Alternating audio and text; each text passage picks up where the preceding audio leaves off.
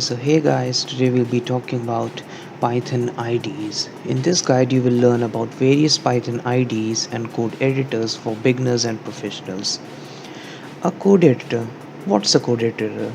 It's a tool that is used to write and edit code.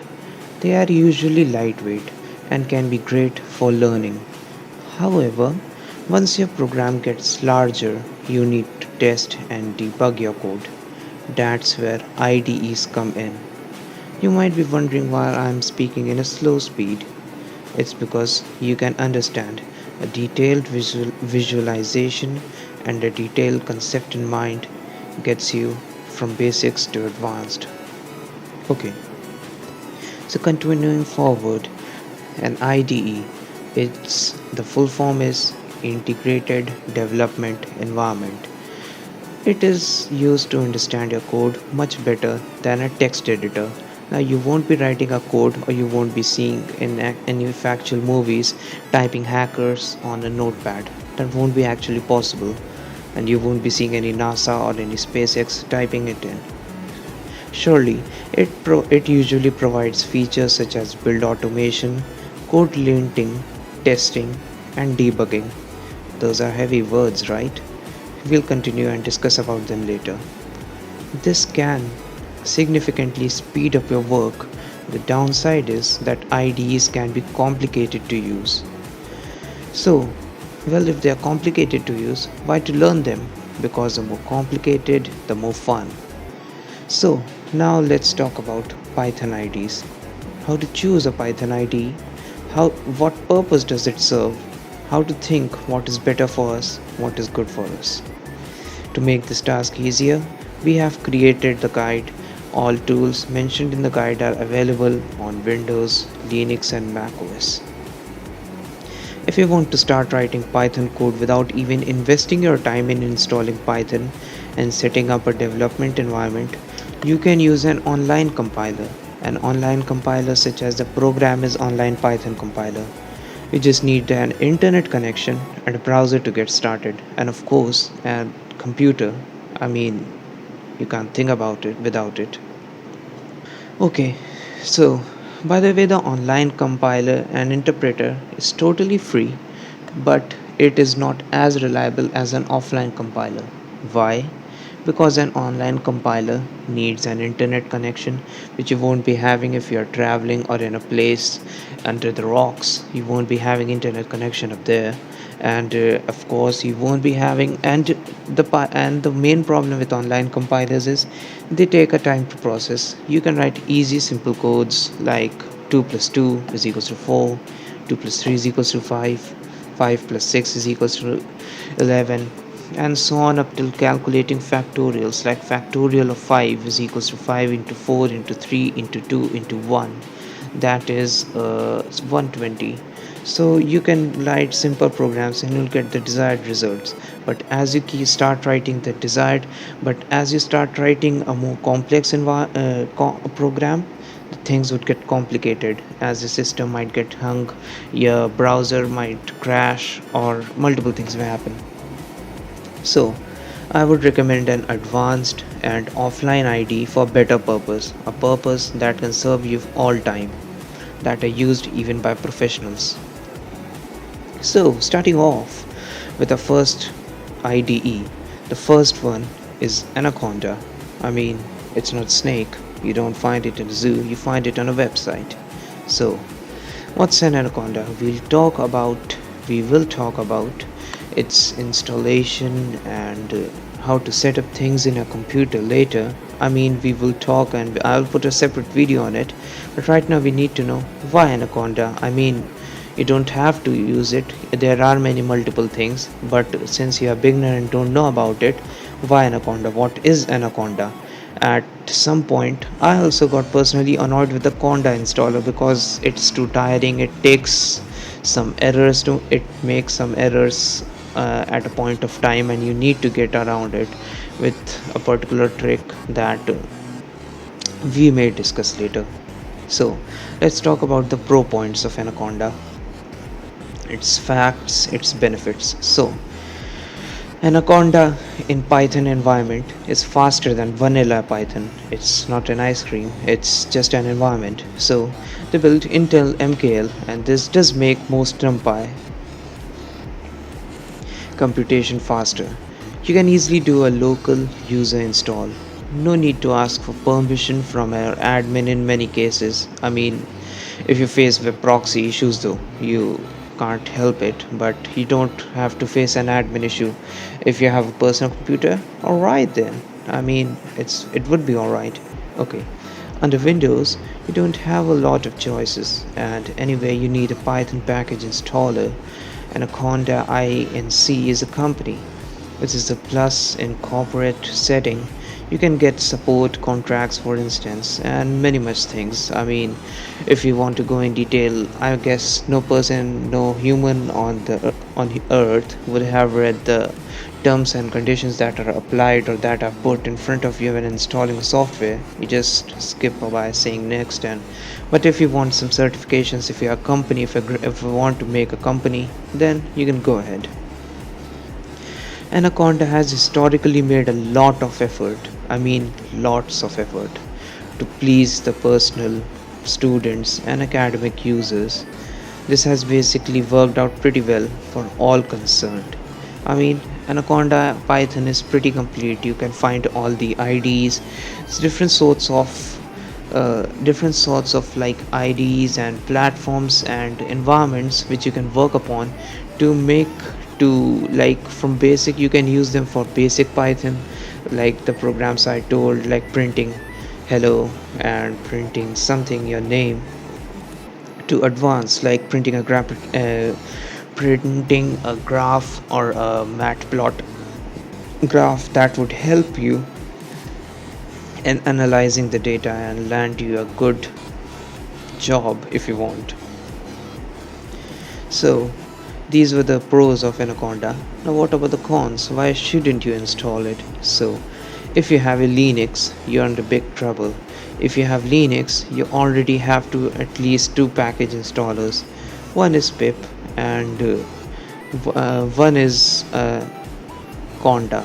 So the pip I'm talking about is you can choose whatever distribution they are providing. I mean, you have to choose the latest one so as to avoid any trouble. Conda would be third with few benefits, but if you're under Mac OS, the Apple users, the rich guys, you probably use Brew or Equivalence, so you have the same problem. I mean, you can't get around like in Windows because most of the people in the world use Windows, and it is a basic operating system used by most of the people, most by used of the men. So most of the programs are made for Windows. There are few programs that are specially designed for Mac OS, and that is obviously made by Apple. But first of all, everything is made for Windows because it has a huge market share to say. So the Conda package manager is fragile and slow. It always seems to downgrade some packages from time to time. It doesn't start by self-updating. You have to do it manually. I mean, who has the hassle or the time to do when you have a fast program or assignment to submit, or do you want to learn and eager to learn, and all your excitement ruins away by that one installation. So that's one big downgrade, I guess. I yet to have see the pip time. I mean, I have worked at macOS. I have a Windows laptop, and I use Linux on the virtual machine. But I guess I only type my Python programs on Windows because it's convenient and I don't have to wait for time for installers and auto updates, which surely I mean wastes my time. So I have zero bad experience with pip so far, and Conda packages are usually a bit behind. I mean, as of this writing, for example, the official Google TensorFlow, I mean, the Google TensorFlow version is 1.13.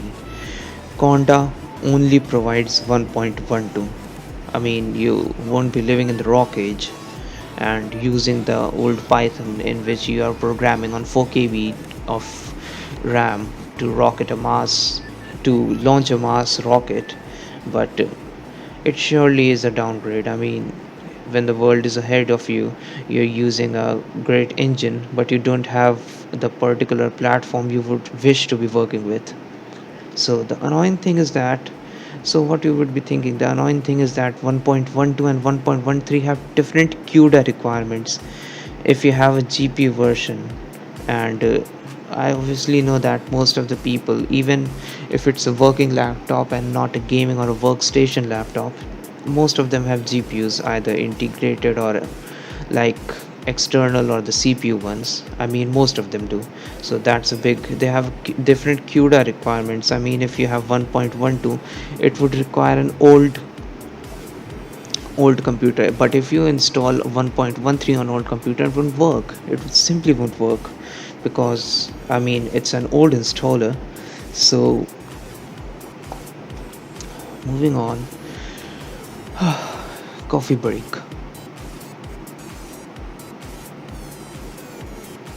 So eventually, upgrading downgrading packages like Conda does by itself lead to unworkable situations and you need to reinstall.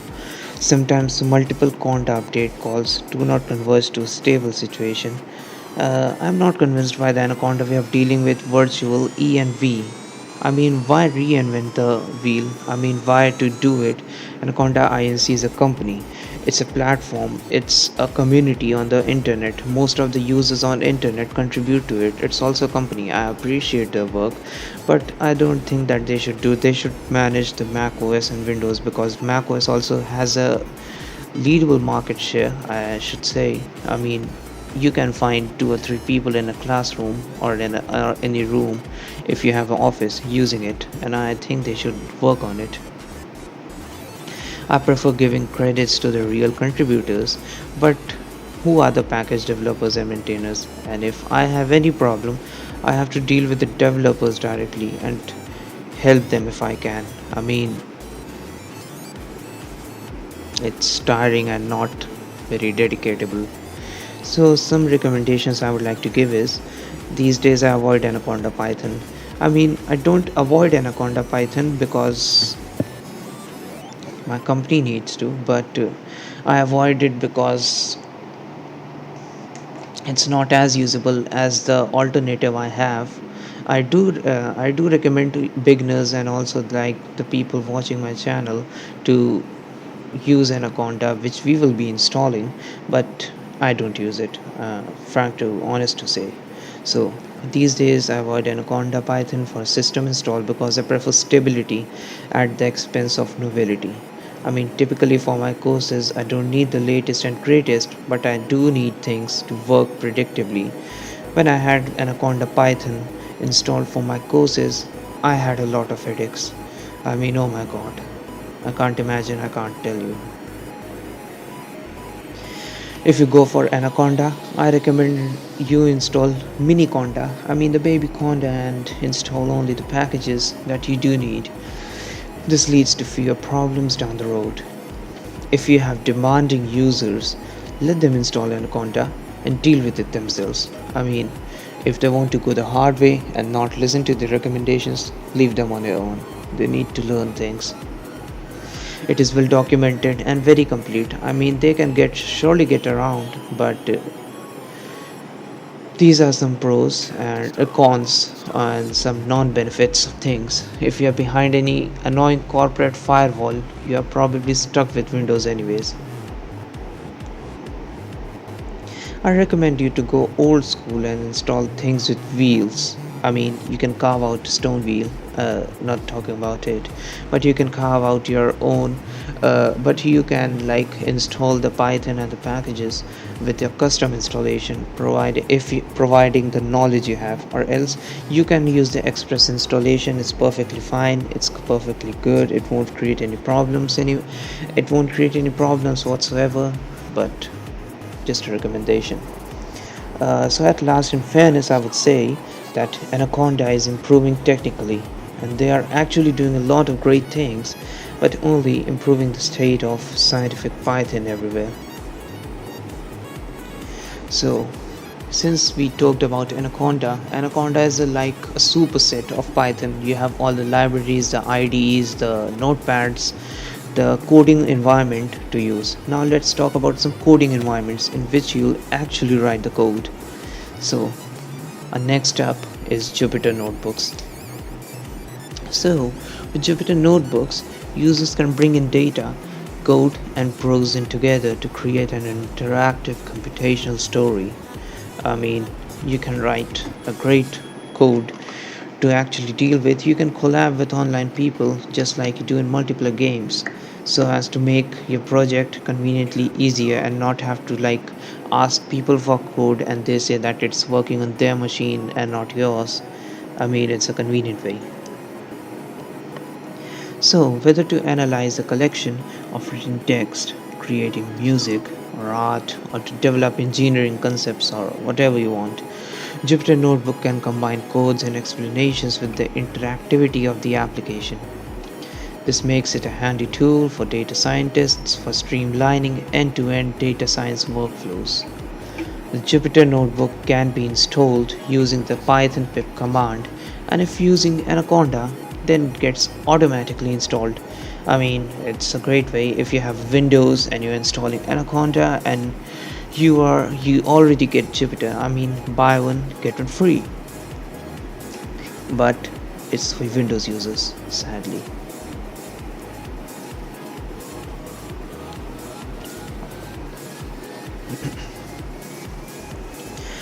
So, to go in a deep knowledge, the Jupyter notebooks can be installed using Python pip command. And if using Anaconda, then it gets automatically installed as a Python and an Anaconda installation that we talked about right now.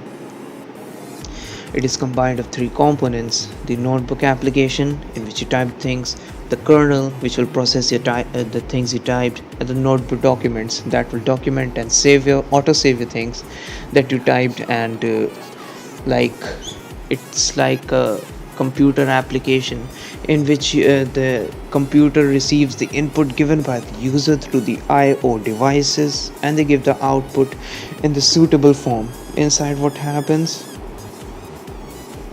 it's advanced and it's difficult to answer. I mean, right now. So, the notebook web application is used for writing and running codes in an interactive way. However, kernels control the systems by running the introspecting user's code. And thirdly, notebook documents are the self contained documents of all the contents visible in the notebook. Each document in the notebook has the kernel that controls it. So, let's talking about some scientists and some knowledgeable people. According to Lorena Barba, a mechanical aeronautical engineer at George Washington University in Washington DC, for data scientists, Jupyter has emerged as a de facto standard. Jupyter is not a text editor that opens a new window every time you execute a different part of your code, as is the case with some software applications. In the same file, you have pure text that can communicate a message to the reader, and computer code like Python, and output containing rich text like equations, figures, graphs, pictures, and others. I mean, whatever you want to communicate. Nowadays, more graphical things and more video rendering is used, but I guess Python can only provide a logical and a more conventional way to get you around the things. It simplifies the process of the workflow immensely, and obviously, and Jupyter Notebook is increasingly preferred over other software packages. That's why we'll use it too. So, last, whether to analyze a collection of written text, creating music or art, or to develop engineering concepts, Jupyter Notebook can combine codes and explanations with the interactivity of the application. And Jupyter is not a text editor that opens a new window every time you execute a different part of your code, as is the case with some software applications. I mean, you have to combine codes, you have to write classes, objects, parameters, and whatnot to combine the code, and that creates a lot of hassle and unsimplicity towards the work. But Jupyter is here for you, it's a savior of the day. So, in the same file, you have the pure text that can communicate a message to the reader, computer code like Python, and output containing rich text like equations, figures, graphs, pictures, and others. This actually really simplifies the process of the workflow immensely, and Jupyter Notebook is increasingly preferred over other software packages. That's why we'll use it too. I mean, why not to use it? It has got so many benefits, it has got so many achievements, it's a large environment, it's already included in Anaconda, but it's a 455 MB software downloadable to be noted. So, after all, if you have a good net connection, the world belongs to you. Own the internet, own the world. So, we have been talking about reptiles, right? We have been talking about planets. I mean, not the planets and reptiles, just joking. We have been talking about anaconda, which sounds like a reptile, a snake, but anaconda and python, both of them, but they are actually a coding environments. Jupyter sounds like a planet, but it's a notebook, a compiler. Now we'll be talking about arachnoids. You know arachnoids? Spiders and such things. So the other thing is spiders. You know who designed these names? These names were designed by enthusiasts who would like things complicated better than an easy way, because complicated was not done by most, and what the things that are not done by most holds a quite of quality. So there are various IDEs in the market to select from, such as Spider, Atom, PyCharm, PyDev, etc. Data scientists prefer Spider among all the different IDEs available, and the driving fact behind this is that Spider was built specifically to be used for data scientists and data science studying. Its interface, as you'll see a bit later, I'll show you. We won't be working with it, I guess, but I'll show you a bit later. But its interface allows the user to scroll through various data variables and also ready to use online help option. The output of the code can be viewed in the Python console on the same screen.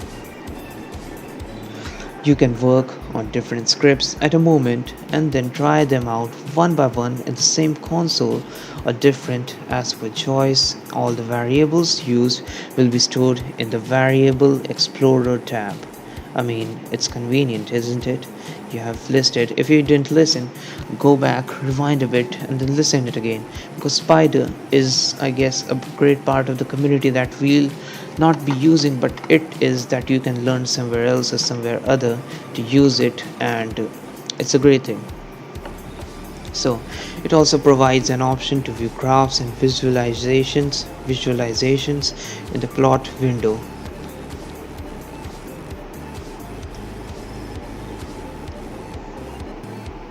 So talking again about Spider, Spider is considered the most user-friendly IDE for the data scientist because of all the reasons mentioned above. It allows its user to install different packages and modules with simple command line code. Easy access to help and documentation also adds a lot of value to its user interface. This brings us to the end of this blog. I mean, not the whole blog, I mean the end of the Spider introduction, the Spider Python. I mean, you guess arachnoids and reptiles. So leaving it. So we hope that you found this comprehensive and helpful about the required knowledge about spiders. And if you wish to upskill and learn more about Python, check out and stay with us. Okay, so if you're a programmer, and where do you start? Everyone starts somewhere or the else. Somewhere starts at office, somewhere starts late at work, someone starts after their 30s or 40s, and most of them start in school nowadays, because coding is not like any profession or any branch. It's like become an integrated part of the world. You want to do designing, you do coding. You want to make games, you do coding. You want to design a management system, you do coding. Coding is everywhere nowadays. I mean, I don't know about 10 years later. It will be there, but there will be things that will be emerging soon. Right now, coding is the new trend. So, if you are starting if you are starting like building a code or something, you would like to use an easy environment that easily computes your program and shows all the results in a particular place without having any hassles, or you have to download the 455 MB. If you're short of your internet, you can use the compiler I'm going to talk about right now. So the compiler I'm going to talk about right now is PyCharm. Many programmers nowadays opt for Python to build software applications with concise, clean, and readable code base. They can even accelerate custom software application development by taking advantage of a number of integrated development environments, that is IDEs, what we are discussing right now. IDEs, remember, integrated development environment for Python. PyCharm is one of the most widely used IDEs for Python programming. At present, the Python IDE is being used by large enterprises like Twitter. I mean, we tweet on it. Elon Musk tweets on it. Pinterest, HP, Samnat Tech, and Groupon. I mean, I also didn't know all these companies. You can search on Google, of course, but they are big companies. So, who is behind PyCharm? I mean, Anaconda, Jupyter, they are all web applications. It's a company we talked about, Anaconda Inc. But what about small developers, those who want to just learn, those who want to just have experience, a bliss of taste of Python? So, the main brain behind it is JetBrains. JetBrains has developed PyCharm as a cross platform IDE for Python. In addition to supporting versions 2.x and 3.x of Python, we'll be talking about 2.x was the old version. Right now, we'll be using 3.9.7 to be specific. Or you can use a bit later, but up to 3.7. That's the most latest thing that would support all the things we would be learning.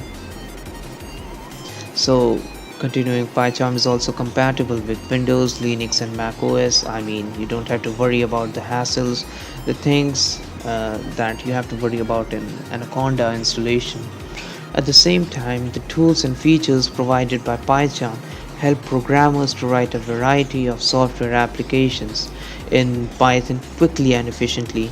You don't have to just wait for an online compiler to load the page and then wait for it to computate. You don't have to wait for Jupyter and Anaconda to load, as we will be turning, because it's a headache, I guess. I mean, even for the Windows, it takes a lot of time than PyCharm, so it won't be a headache for sure. The developers can even customize the PyCharm UI according to their specific needs and preferences. I mean, if you don't want the UI present, such as the light UI, you can make it a dark UI. If you don't want the dark UI, you want a colorful one, it's readily available in the themes section. Also, they can extend the IDE by choosing from over 50 plugins to meet complex project requirements. On the whole, PyCharm is one of the most popular IDEs for Python. The Python programmers can use PyCharm in licensed software. However, JetBrains allows developers to choose from three distinct editions of the IDE: Community, Professional, and Educational. Educational is free for the college users, by which from the verified colleges and universities and institutes. Professional ones require payment option, and educational one too if you don't have a college or university or institute IDs. And a community one, it's totally free, you can use it totally, and there's a community that helps you too. It is most preferred. I would recommend using community, because most, if you don't have any access to your educational IDs, or you're not a professional, just want to learn, community is open source and free. You can also contribute it into it the code of PyCharm, but I guess we'll be only talking about Python environments and its coding. The developers can always curtail software development cost by opting for the professional and educational. The developers can always curtail software development cost by opting for the community edition of PyCharm. Did you hear that? The the community edition still lacks some of the advanced features provided by the professional editions. I mean, if you are getting it for free, you won't get it for the best, you won't get all the things. JetBrains has been updating both editions of the Python IDE to make programmers more productive, and JetBrains has been updating most of the PyCharm IDEs to make the Python and the PyCharm both integrated in the software. For instance, the professional edition of PyCharm 2017 or even 2020.3 makes it easier for developers to test functionality of the APIs by providing a built-in REST client, REST client. Likewise, it accelerates web application development by allowing programmers to avail the new features provided by Django 2.0.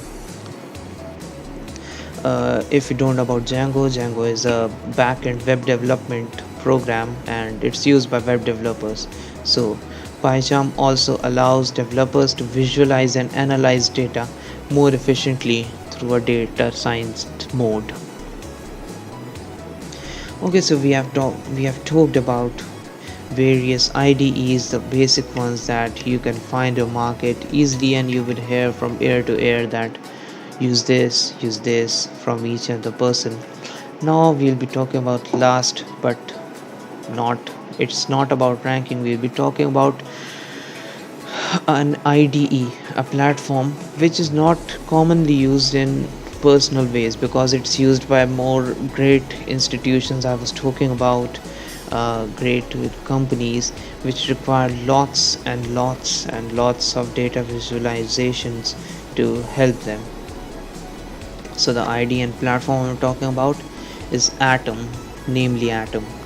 Atom, as you may know, already know, is simple, although very powerful and highly customizable editor. It supports most of the main programming languages. I mean, the power of Atom comes from its plugins, like these one, like Hydrogen for Jupyter-like console in Atom, Tabler TABLR for managing CSV datasets, Data Atom execute and visualize SQL queries. So, I mean, if we are getting all these things, why not do we use Atom? I mean, why most of the people would say use Anaconda, use Python, use Jupyter, use PyCharm. Why not it?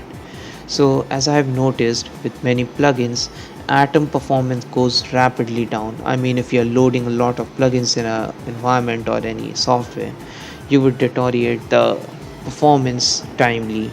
Like if you're loading many applications as one single of time on the RAM of computer, it slows down. So almost most of these plugins are nothing special. They are already implemented in other IDEs, but in Atom you have to get them implemented. So Atom just doesn't fit any common person's workflow. You don't need multifunctional IDs slowed down by 82 plugins, right? Supporting 30 programming languages for a data science and Python projects. So here are my recommendations. The robust one. I'm writing my code most of the time in PyCharm. I am not afraid to say it's currently the best IDE for the Python on the market. It's highly customizable, very robust and complex. It has also scientific mode, but I don't find it as good as Spider Edition for this type of tasks. The type of tasks we'll be discussing, I mean, we may discuss a bit later or in another videos, but although it is not free, it is worth the money. If you if you are more programming type data scientist, this could be a choice. PyCharm, and more importantly, I would say Anaconda. So more data science oriented, specifically for data science.